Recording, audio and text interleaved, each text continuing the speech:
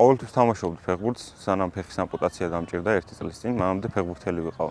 უბრალოდ მიყვარს ეს სპორტი და რო გავიგე, რო არსებობდა ესეთი სპორტი და შემომთავაზე, სიამოვნებით დავთანხმდი. თავიდან ნაკრებში არ მოვსულ ვარ.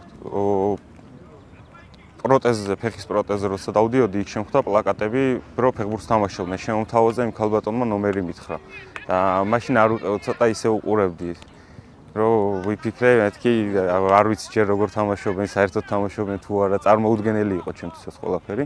მე დამიკავშირდა თბილისის გუნდის პრეზიდენტი გიორგი ხვედელიძე და შემომთავაზა და მომოვედი ვარჯიშები მომეწონა, ყველაფერი მომეწონა, მივხვდი რომ შეიძლებოდა თურმე ცალი ფეხითაც თამაში და მოხვდი ესე. ჯერ გუნდში მოხვდი, შემდეგ ნაკრებში ამიყვანეს. ჩვეულებრივად შეგიძლიათ ცხოვრება გააგრძელოთ, ყველაფერი უფრო კარგად იქნება.